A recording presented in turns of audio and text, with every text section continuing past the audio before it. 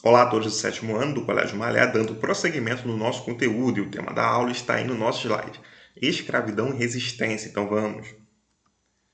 Bom, na aula passada estudamos um pouco sobre a escravidão também, antes do período moderno, do século XV para frente, e vimos que desde a antiguidade a escravidão sempre existiu no mundo, sendo que a escravidão antiga não era uma escravidão preconceituosa, era uma escravidão onde pessoas que não poderiam pagar as suas dívidas eram escravizadas. E assim, essas pessoas faziam trabalhos domésticos. Essa escravidão não era a base principal da economia, coisa que aconteceu do século XV para frente, assim, com os europeus. A escravidão foi um grande negócio para os europeus. Bom, vimos também que, posteriormente, a escravidão tornou-se uma questão de conquista de pessoas em guerras. Então, os prisioneiros de guerra eles se tornavam escravizados também. Mais uma vez, a escravidão não era uma questão étnica, não era uma questão racial, de preconceito. Os europeus eles não inventaram a escravidão, porém, eles legitimaram a escravidão preconceituosa. Eles diziam, como vimos no ano passado, que os negros africanos deveriam ser escravizados e eles deveriam trabalhar assim dessa forma, porque eles estariam purificando assim os seus pecados. Então teve uma justificativa teológica, teve uma justificativa religiosa para o continuar assim dessa escravidão. Bom, vimos que esses negros foram tirados da África e espalhados assim, e por isso vem o nome de diáspora, onde esses negros foram espalhados e trabalharam forçadamente nas Américas. Bom, toda essa questão faz com que a gente levante um argumento que algumas pessoas também falam, dizendo: bom, os negros africanos eles se auto-escravizavam, tribos entravam em guerras com outras tribos e assim eles combatiam e os vencedores escravizavam os perdedores. Dentro desse comentário, tem aí implicitamente, indiretamente, o dizer seguinte: bom, os negros africanos são culpados assim pela própria escravização. Não, errado, já que o mundo vivia desde a antiguidade com essa questão escravista, com o trabalho escravista, sendo que com os europeus do século XV para frente, isso se tornou uma base muito forte, um negócio, um comércio de escravizados chamado de tráfico negreiro, e vimos isso também na aula passada. Como também vimos que até hoje existem trabalhos semelhantes à escravidão. Eles chamam de análogos à escravidão. Pessoas que são exploradas na sua força de trabalho e vivem em fazendas, ganhando praticamente quase nada e pessoas se dando bem, assim com esse trabalho dessas pessoas. Bom, opressão. Escravidão. Ao longo dos séculos XVI e XIX, os escravizados foram as mãos e os pés de vários sistemas produtivos. O que é isso? Vários ciclos de sistemas produtivos, da base da economia do nosso país. Porém, antes, os indígenas que foram os primeiros escravizados. Indígenas esses chamados assim de negros da terra. Então, a primeira forma de escravização de mão de obra foi assim a dos indígenas, onde eles foram escravizados pelos portugueses. Porém, os negros africanos, eles passaram por vários ciclos. Através da produção da cana-de-açúcar, eles trabalharam pesadamente lá, como também na extração do ouro, na produção de café, na pecuária, até mesmo nas tarefas domésticas do negro africano. Vimos também um ponto fundamental que vale a pena ser mencionado novamente, é que não existe descendente de escravo, porque uma pessoa já nasce livre. Então, existem descendentes de escravizados. Então, que isso fique bem claro. Inicialmente, teve essa escravização para com os indígenas, sendo que existiram alguns motivos que fizeram com que ocorresse a substituição do trabalho indígena para o trabalho do negro africano. Bom, O primeiro motivo, o lucrativo comércio triangular do Atlântico. Vimos isso também na aula passada. Esse comércio triangular era o comércio entre Europa, Américas e África. Os portugueses lucraram bastante com esse comércio de escravizado. O escravo, mercadoria, vimos isso bastante. Então, eles trocavam assim também esse escravizado por grandes quantidades de ouro. Então, foi uma forma lucrativa também para que essa substituição ocorresse. Que substituição? Do trabalho indígena para o trabalho do negro africano. Outro motivo para essa substituição, o projeto de expansão de Portugal e da fé cristã. Houve, posteriormente, uma proibição na escravização do indígena. Portugal veio com seu projeto de expansão de Estado, como também a Igreja com o seu projeto de expansão da fé cristã. Por conta das reformas protestantes, os católicos perderam muitos fiéis. Então, eles buscaram assim catequizar os indígenas que foram obrigados a seguir a religião cristã, e isso foi um motivo também para que a Igreja preservasse assim os indígenas. Outro motivo, houve a resistência indígena ao trabalho escravo nas lavouras, já que as mulheres elas trabalhavam na agricultura e os homens trabalhavam assim na caça. Então, houve resistências. Os homens passaram a se revoltar e assim combatiam esses mandos e desmandos dos portugueses, já que eles trabalhavam para a sua subsistência, os homens caçando e as mulheres na agricultura. Então, eles pegavam aquilo que eles produziam e assim viviam muito bem. Então, os portugueses eles passaram a explorar de uma forma intensa esse trabalho. E, além disso, os homens não, logicamente, viviam assim desse trabalho nas lavouras. Então, eles resistiram assim essa exploração portuguesa. E, por fim, as doenças trazidas pelos europeus, que fizeram com que uma grande quantidade de indígenas fosse assim dizimada. Todos esses motivos levaram à substituição dos indígenas, e essa substituição foi feita pelos escravos africanos. A mão de obra africana escravizada. Bom, esses escravizados eram trazidos em uma situação totalmente degradante, subhumana, muitos morriam. Escravos que sobreviviam à travessia e chegavam assim na América Portuguesa. Inicialmente, eles eram chamados de boçais, que eram aqueles que não falavam português, demoravam a se adaptar às coisas na América Portuguesa. Existiam também os ladinos, que já se adaptavam muito bem, e também existiam os crioulos, que eram os que nasciam assim no cativeiro, na escravidão na América Portuguesa. Bom, os boçais, eles demoravam um tempo até que eles viessem se adaptar a tudo aquilo que estava acontecendo na América Portuguesa. Os ladinos já eram os adaptados, os escravizados adaptados. E os crioulos, eles eram esses nascidos aqui e faziam tarefas assim domésticas, trabalhos domésticos. Lembrando que os escravizados vinham de várias regiões da África, e isso era um objetivo principal dos portugueses, porque para que não ocorressem assim rebeliões. Mas mesmo assim, as rebeliões aconteceram.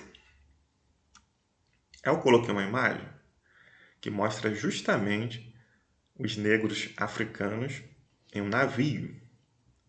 Logicamente que esse navio ele demorava muito tempo para fazer a travessia, 40 dias, enfim.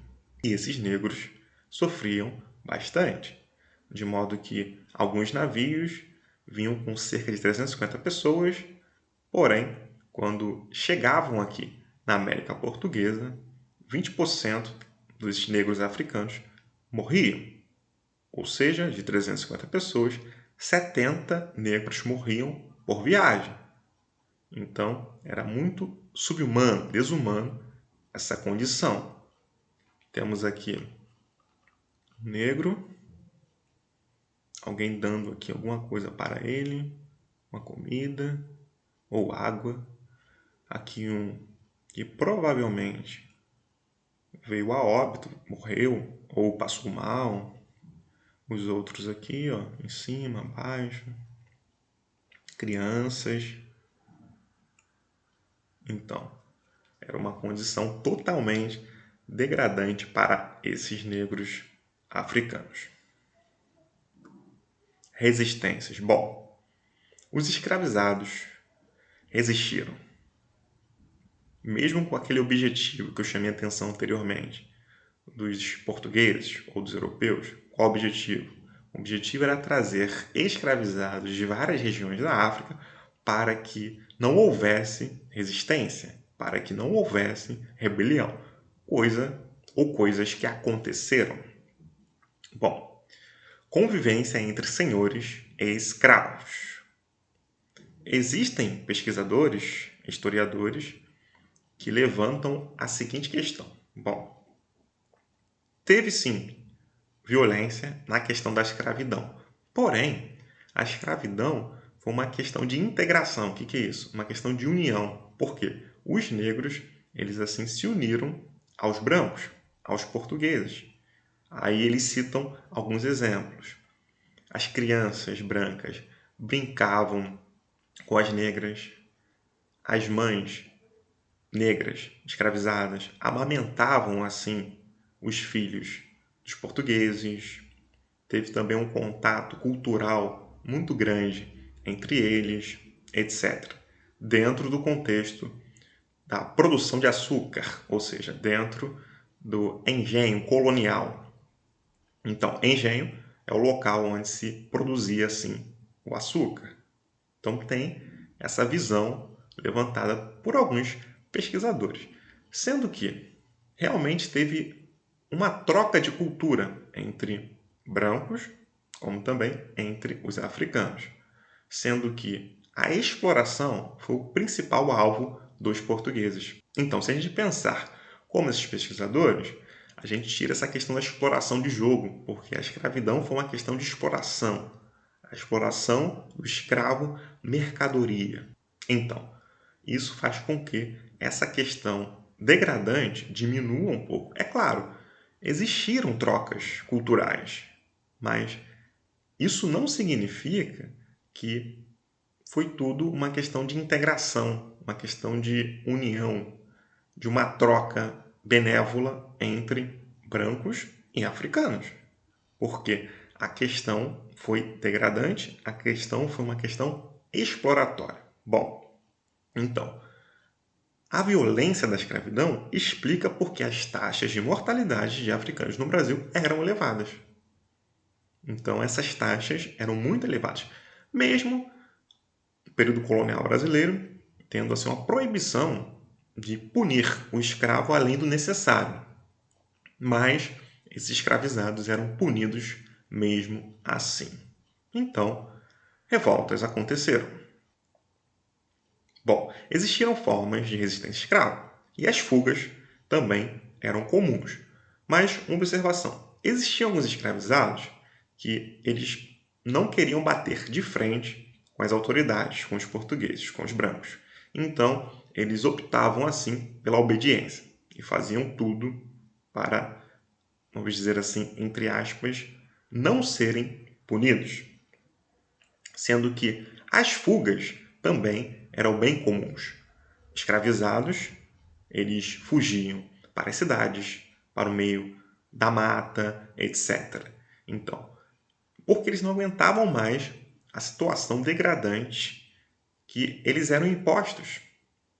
Porém, quando eles eram descobertos, o capitão do mato, que era o responsável por ir atrás desses escravos que fugiam, ele ia atrás e, logicamente, assim, esse escravo fugitivo era punido para servir de exemplo aos demais. Outra forma de resistência: evitar ter filhos. As mulheres evitavam ter filhos, justamente para que um escravizado, no caso, o filho dela, continuasse assim com o serviço para o Senhor. Então era uma forma também que as mulheres faziam.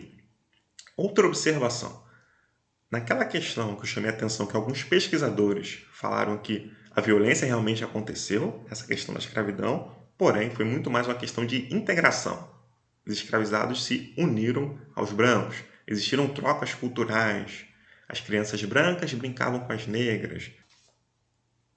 Tem a questão também que eles chamam a atenção da mestiçagem, ou seja, uma das provas para eles, além de as crianças brancas brincarem com as negras, além de ter esse contato cultural, essa troca cultural, a mestiçagem seria uma das provas para esse grupo de pesquisadores que mostra, assim, que no Brasil, diferentemente dos outros países da América, essa mestiçagem foi muito grande.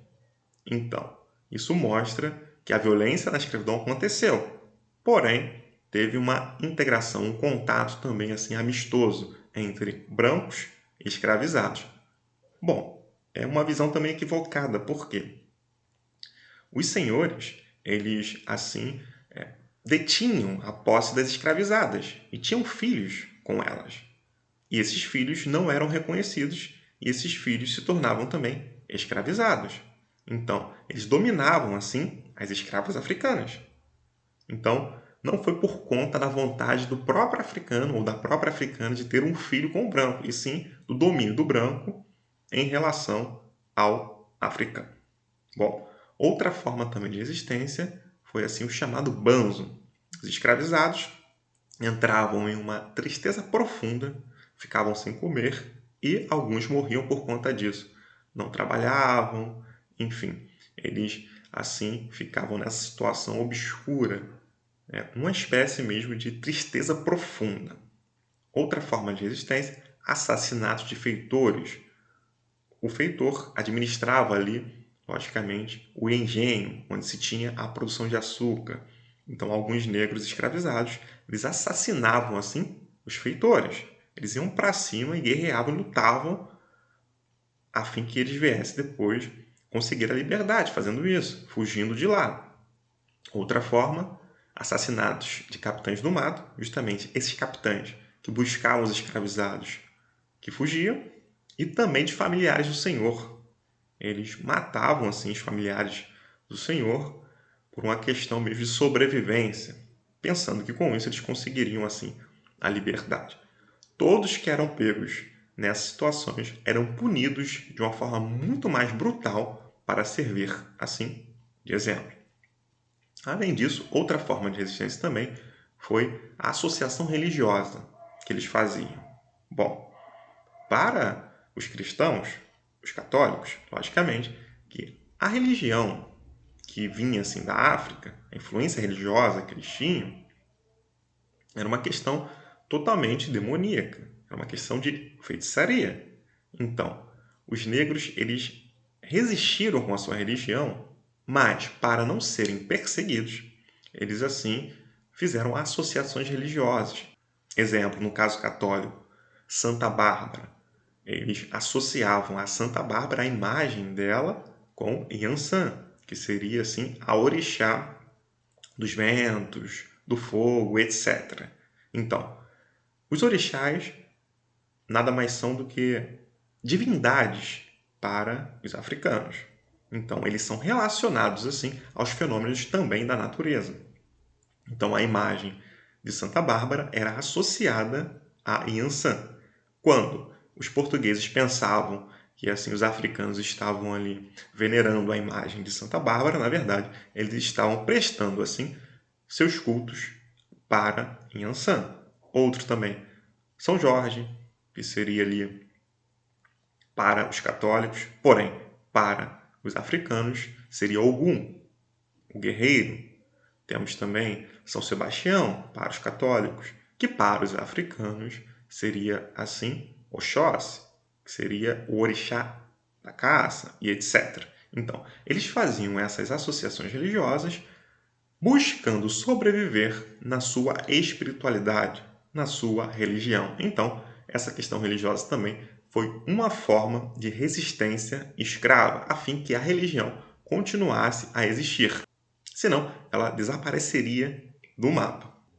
Outra forma de resistência também foram os quilombos, que eram comunidades de escravizados fugidos, entre outras formas de resistência que os escravizados fizeram. Bom, em relação aos quilombos, mais especificamente ao Quilombo dos Palmares, que fica, ou melhor, que ficava na região que é hoje o atual estado de Alagoas, lá os seus moradores praticavam a caça e a pesca, ou seja, os escravizados fugidos, cultivavam alimentos, criavam porcos e galinhas, além de comercializar seus produtos com povoados vizinhos. Então, em alguns quilombos, existia a presença do indígena, que ia para lá, como também de alguns brancos. Existiram vários quilombos, sendo que um dos principais, logicamente, foi o Quilombo dos Palmares. Lá, despontou, surgiu a figura de um grande líder chamado Gangazumba, que veio da África para o Brasil. Ele era um congolês, veio de Congo. E assim, ele era o grande líder ali do Quilombo dos Palmares. Um dos grandes líderes. Bom, houve uma negociação entre portugueses e o pessoal de Palmares. Dentro dessa negociação estava a seguinte questão: os moradores de Palmares deveriam reconhecer a soberania ou poder dos portugueses, da coroa portuguesa, e assim eles seriam livres. Livres no sentido de eles ficariam em paz. Porém, teve uma grande confusão dentro de Palmares, uma crise de sucessão de poder, onde o poder foi alterado, já que Gangazumba ele veio a morrer. Então, Zumbi dos Palmares não aceitou essa condição de reconhecer a coroa portuguesa, por uma questão mesmo de desconfiança. Quem garantiria que, de fato, esses portugueses eles dariam essa liberdade para as pessoas que estavam lá no Quilombo dos Palmares? Bom, então, Zumbi dos Palmares, junto com a sua esposa Dandara, eles lideraram assim uma revolta contra esses portugueses e várias guerras aconteceram dentro desse contexto. Então, eles lutaram bravamente, porém, em 1695, Zumbi dos Palmares veio a falecer. Ele foi morto dentro aí dessas guerras, dessa série de guerras que aconteceram.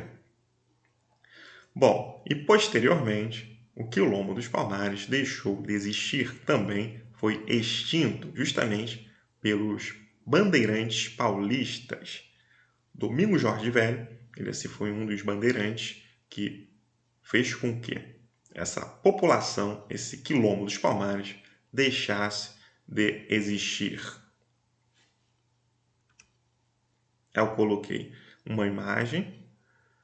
Temos aí escravizados presos. Temos aí escravizados ao tronco. Mais uma forma, assim, dessa opressão. Os escravizados, eles eram algemados, chicoteados, colocados ao tronco, enfim. Faziam tudo isso de uma forma degradante. Ou seja, os portugueses faziam isso de uma forma totalmente desumana para com esses escravizados.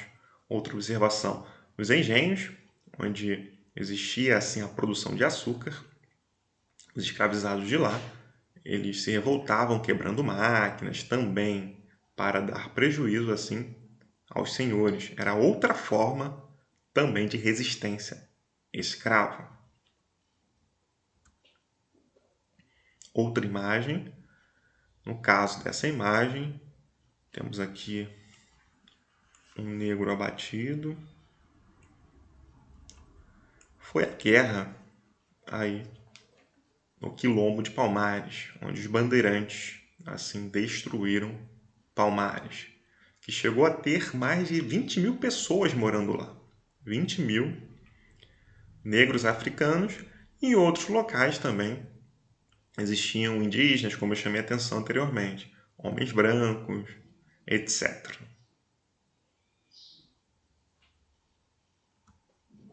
Eu coloquei outra imagem, a imagem de Zumbi dos Palmares.